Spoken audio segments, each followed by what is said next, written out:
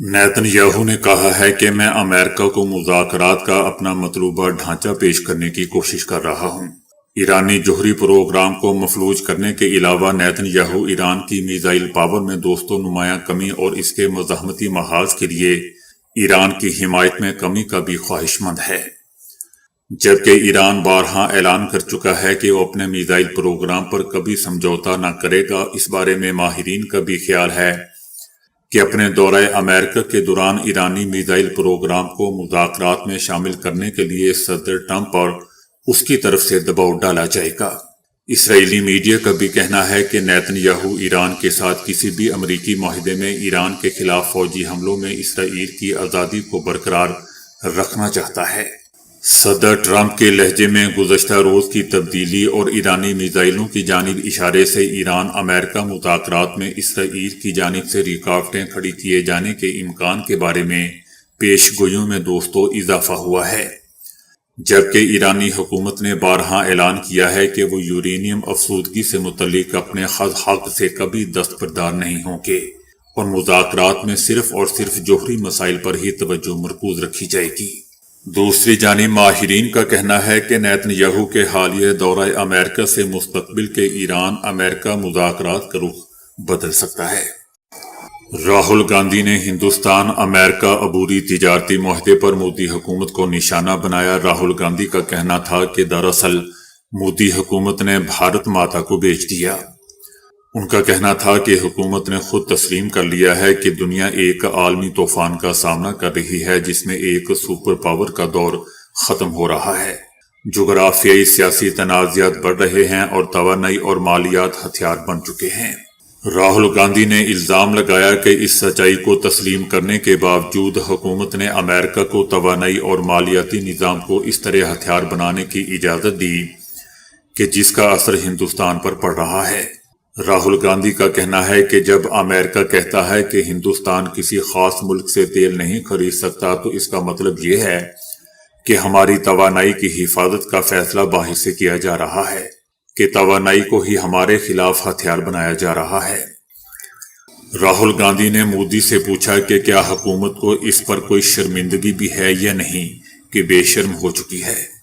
راہل گاندھی کا کہنا تھا کہ مودی کی آنکھوں میں خوف صاف نظر آ رہا ہے۔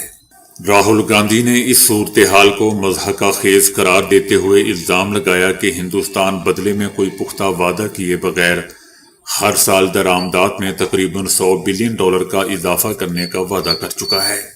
راہل گاندھی کا کہنا تھا کہ ہم رعایتیں دے رہے ہیں لیکن امریکہ ہمیں بدلے میں کچھ نہیں دے رہا۔ بھارت اور امریکہ تجارتی معاہدے کو لے کر دوستوں سیاسی ماحول گرم ہو چکا ہے اور اپوزیشن جماعت کانگریس نے اس معاملے پر مرکزی حکومت کو کڑی تنقید کا نشانہ بنایا ہے۔ کانگریس کا کہنا ہے کہ اس معاہدے کو ملک کے مفادات کے خلاف قرار دیا اور وزیر اعظم نریندر مودی کی پالیسیوں پر سوالات بھی اٹھائے۔ کانگریس نے دعویٰ کیا ہے کہ متعدد آزاد تجزیہ کاروں اور مبصرین جنہیں مودی مخالف نہیں سمجھا جاتا انہوں نے بھی اس تجارتی معاہدے کو غیر متوازن اور یک طرفہ قرار دیا ہے۔ کانگریس کا کہنا ہے کہ اس ڈیل میں ہندوستان نے جتنا حاصل کیا ہے اس کے مقابلے میں امریکہ نے زیادہ فائدہ اٹھایا ہے۔ حکومت اس معاہدے کو کامیابی کے طور پر پیش کر رہی ہے لیکن حقائق اس کے بالکل برعکس ہیں۔ کانگریس نے دوستوں وزیر اعظم نریندر مودی اور امریکی صدر ٹرمپ کے درمیان ذاتی تعلقات کا حوالہ دیتے ہوئے کہا ہے کہ ان تعلقات کے عوامی اظہار کے باوجود ہندوستان کو مطلوبہ نتائج حاصل نہیں ہو سکے۔ سیاسی سطح پر قربت دکھانے اور سفارتی محاذ پر سرگرمیوں کے باوجود معاہدے کی شرائط ہندوستان کے حق میں بہتر ثابت نہیں ہوئیں۔ کانگریس نے دوستوں سخت الفاظ استعمال کرتے ہوئے اس تجارتی معاہدے کو چوری قرار دیا ہے اور کہا ہے کہ یہ حکومت کی سفارتکاری کی ناکامی کا منہ بولتا ثبوت ہے۔ مودی حکومت چاہے جتنا بھی وضاحتیں بیانیاں پیش کرے، حقیقت یہی ہے کہ اس معاہدے میں ہندوستان کو نقصان پہنچا۔ کانگریس نے مطالبہ کیا ہے کہ حکومت اس معاہدے کی مکمل تفصیلات عوام اور پارلیمنٹ کے سامنے رکھے تاکہ اس پر کھل کر بحث ہو سکے اور ملک کے مفادات کا جائزہ لیا جا سکے۔ اسرائیلی فوج نے بین گوریون بین الاقوامی ہوائی اڈے کو نقصان پہنچنے کے خوف سے دوستوں ہنگامی مشقیں شروع کر دی ہیں۔ مقبوضہ فلسطین کے بین گوریون ہوائی اڈے پر ایران کے ساتھ کشیدگی کے پیش نظر بڑے پیمانے پر ہنگامی مشق کا انعقاد کیا جا رہا ہے۔ رپورٹ میں بتایا گیا ہے کہ گزشتہ ایرانی میزائل حملوں سے ظاہر ہوتا ہے کہ کوئی بھی علاقہ خطرے سے محفوظ نہیں ہے۔ یہ مشق بہت سے منظرناموں کے لیے تیاری کا مظاہرہ کرنے کے لیے منعقد کی گئی ہے، جن میں سب سے زیادہ سنگین حالات میں بھی شامل ہیں کیونکہ غیر ملکی ایئر لائنز آہستہ آہستہ اسرائیل کے لیے اپنی پروازیں دوبارہ شروع کر رہی ہے۔ خصوصی دستوں نے ہنگامی صورتحال میں ہوائی جہاز کے ذریعے دستوں کو ہوائی اڈے پر روانہ کرنے کی بھی مشق کی۔ وائٹ ہاؤس میں اسرائیل کے وزیر اعظم نیتن یاہو نے امریکی صدر ٹرمپ سے دوستوں ملاقات کی ہے۔ ملاقات کے بعد صدر ٹرمپ کا کہنا تھا کہ نیتن یاہو کے ساتھ ملاقات کسی خاص نتیجے پر ختم نہیں ہو سکی، البتہ ایران سے مذاکرات جاری رہنے پر اتفاق ہوا تاکہ دیکھا جا سکے کہ ایران کے ساتھ کوئی معاہدہ طے پا سکتا بھی ہے یا نہیں۔ صدر ٹرمپ کا کہنا تھا کہ نیتن یاہو کو بتایا کہ ان کی ترجیحی آپشن ایران کے ساتھ مذاکرات جاری رکھنا ہے، بصورت دیگر دیکھنا ہوگا کہ نتیجہ کیا نکلتا ہے۔ صدر ٹرمپ نے امید ظاہر کی کہ ایران اس بات زیادہ عقلمندی اور ذمہ داری کا مظاہرہ کرے گا۔ دوسری جانب دوستو، ایرانی حکومت کا بھی کہنا ہے کہ اگرچہ وہ امریکہ کے ساتھ سفارتکاری کے آپشن کو ترجیح دیتے ہیں، لیکن ہماری مسلح افواج مکمل طور پر تیار ہے تاکہ کسی بھی غلطی کا دندان شکن جواب دیا جا سکے۔ یاد رہے دوستو کہ صدر ٹرمپ کی جانب سے ایران کے ساتھ مذاکرات کو ترجیح دینے کا دعویٰ ایسے وقت میں سامنے آیا جب گزشتہ سال جون میں ایران اور امریکہ کے درمیان عمان میں جوہری معاہدے کے حوالے سے مذاکرات کے چھٹے دور کا انعقاد طے تھا، مگر صہیونی رجیم نے امریکہ سے اجازت لے کر ایران پر حملہ کر دیا۔ بعد میں امریکی حکومت کے اعتراف سے یہ بات سامنے آئی کہ ایران اور امریکہ کے درمیان مذاکرات کے دوران ہی صہیونی فوج امریکی حکومت کے ساتھ ایران پر کارروائی کی ہم آہنگی کر رہی تھی، منافقت کر رہی تھی۔ اس کو ہم آہنگی نہیں بلکہ دوستو منافقت کہنا چاہیے۔ ایران کے سپریم لیڈر آیت اللہ خامنائی کے مشیر علی شمخانی نے دوستو ایران کی میزائل صلاحیت کو ریڈ لائن قرار دے دیا۔ علی شمخانی نے دو ٹوک الفاظ میں واضح کر دیا ہے کہ ایران کی میزائل صلاحیت کو کسی مذاکرات کا حصہ نہیں بنایا جا سکتا۔ علی شمخانی نے دشمن کو واضح پیغام دیا ہے کہ امریکہ کی جانب سے کسی بھی قسم کی محدود جارحیت کو بھی جنگ کا آغاز سمجھا جائے گا۔ ان کا کہنا تھا کہ امریکہ کے لیے مشورہ ہے کہ دھمکیوں کی بجائے مذاکرات کے راستے پر سنجیدگی سے عمل کرے۔ یاد رہے دوستو کہ امریکی صدر ٹرمپ نے گزشتہ روز مذاکرات کی ناکامی کی صورت میں ایران کے خلاف فوجی کارروائی کے لیے خطے میں ایک اور بحری بیڑا تعینات کرنے سے خبردار کر دیا تھا۔ نیٹو میں امریکی نمائندے میتھیو واٹیکر نے یورپی اتحادیوں کو بچوں سے تشبیہ دی کہ جو بالآخر والدین کے سائے سے نکل کر خود ذمہ دار بننا سیکھتے ہیں۔ ان کا کہنا تھا کہ یورپ کئی دہائیوں تک امریکی سلامتی کی چھتری تلے پروان چڑھا، جس کی بدولت یورپ کو سخت سیکیورٹی کے مسائل میں الجھنے کی بجائے یکجہتی اور خوشحالی پر توجہ دینے کا موقع مل گیا۔ ان کا کہنا تھا کہ لیکن اب وہ دور ختم ہو چکا ہے۔ امریکہ نیٹو ختم کرنے کا ارادہ نہیں رکھتا، بلکہ ہم صرف اتنا چاہتے ہیں کہ ہمارے یورپی اتحادی اپنے دفاع کی زیادہ ذمہ داری خود اٹھائیں۔ ان کا کہنا تھا کہ جب بچے چھوٹے ہوتے ہیں تو وہ آپ پر انحصار کرتے ہیں، لیکن آخر کار آپ توقع کرتے ہیں کہ وہ کوئی کام ڈھونڈیں۔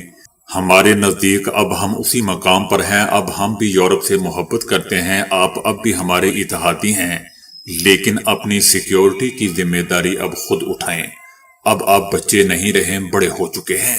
دوستو یاد رہے کہ ٹرمپ کی حکومت کچھ اسی طرح کی باتیں اپنے پہلے دور حکومت میں بھی کر چکی ہے کہ وہ یورپی اتحادیوں سے تھوڑا فاصلہ لینا چاہتے ہیں تاکہ اپنی توجہ چینیوں سے اپنی سرزمین کے دفاع پر مرکوز کر سکیں۔ یاد رہے دوستو کہ گزشتہ سال نیٹو کے سیکرٹری جنرل نے ایک اجلاس میں صدر ٹرمپ کو ڈیڈی کہہ کر مخاطب کیا تھا تو ان کا تمسخر اڑایا گیا تھا اور چاپلوسی کا طعنہ بھی دیا گیا۔ تاہم صدر ٹرمپ نے بظاہر اس تشبیہ سے بہت خوش ہوئے تھے اور صحافیوں سے کہا تھا کہ یہ اس بات کی علامت ہے کہ یہ لوگ انہیں پسند کرتے ہیں۔ انہوں نے ہنستے ہوئے کہا کہ میرے خیال میں وہ مجھے پسند کرتے ہیں، اگر نہیں تو میں واپس آ کر انہیں زوردار تھپڑ ماروں گا۔ صدر ٹرمپ نے ایک بار پھر کہا ہے کہ میں نے 8 جنگیں ختم کروائی ہیں جن میں سے کم از کم 6 ٹیرف کی وجہ سے رکیں۔ میں نے کہا کہ اگر تم جنگ بند نہیں کرو گے تو میں تم پر ٹیرف عائد کر دوں گا کیونکہ میں لوگوں کو مرتے نہیں دیکھنا چاہتا۔ صدر ٹرمپ کا کہنا تھا کہ بھارت اور پاکستان کے درمیان صورتحال انتہائی کشیدہ تھی اور ان کے بقول یہ جوہری جنگ میں تبدیل ہو سکتی تھی۔ وہ واقعی آمنے سامنے تھے، 10 طیارے تباہ ہو چکے تھے، حالات بہت سنگین تھے۔ صدر ٹرمپ کا کہنا تھا کہ وزیر اعظم شہباز شریف نے جوہری جنگ روکنے میں ان کے کردار کو سراہا اور اعتراف کیا کہ میں نے خطے میں کشیدگی کو کم کر کے کم از کم 1 کروڑ جانیں بچائیں۔ صدر ٹرمپ کا کہنا تھا کہ میں نے دونوں ممالک کو واضح پیغام دے دیا کہ اگر لڑائی جاری رہی تو امریکہ تجارتی اقدامات کرے گا۔ اسرائیلی میڈیا نے دعویٰ کیا ہے کہ صہیونی وزیر اعظم نیتن یاہو نے امریکی حکومت کے سامنے ایران کی جانب سے ہزاروں مظاہرین کی اجتماعی پھانسیوں کے شواہد پیش کیے، جس میں ایران نے اپنے رد عمل میں کہا ہے کہ کیا امریکی اتنے ہی بیوقوف ہیں کہ وہ نیتن یاہو کی بات مان لیں۔ ایرانی حکومت کا کہنا ہے کہ اسرائیلی میڈیا ایران کے بارے میں کوئی سنسنی خیز دعویٰ کرے تو یہ سوچنا چاہیے کہ یہ دعویٰ کس کے مفاد میں ہے۔ ایرانی حکومت کا دوستو یہ بھی کہنا ہے کہ خود امریکی صدر ٹرمپ بھی تسلیم کر چکے ہیں کہ اسرائیلی میڈیا کی اصل وفاداریاں اسرائیل سے وابستہ ہیں۔ ایران کے وزیر خارجہ سید عباس عراقچی کا کہنا ہے کہ وائٹ ہاؤس میں نیتن یاہو کی ملاقات سے محض 1 گھنٹہ پہلے اسرائیلی میڈیا سے وابستہ میڈیا نے اپنی تازہ ترین خبر میں یہ دعویٰ کر دیا کہ ایران نے صدر ٹرمپ کو دھوکہ دیا ہے۔ حالانکہ حقیقت یہ ہے کہ ایران میں نہ تو کوئی پھانسی دی گئی اور نہ ابھی تک کوئی عدالتی عمل پایا تکمیل تک پہنچا ہے اور نہ ہی 2000 سے زائد قیدیوں کو معافی دی گئی ہے۔ سید عباس عراقچی کا مزید کہنا تھا کہ آپ پر تھوپی جانے والی اس خبر کو قبول کرنے سے پہلے غور کریں کہ اس سے کس کو فائدہ پہنچ رہا ہے اور حقیقت میں کون کس کو دھوکہ دے رہا ہے، بلکہ اسرائیل امریکہ کو دھوکہ دے رہا ہے۔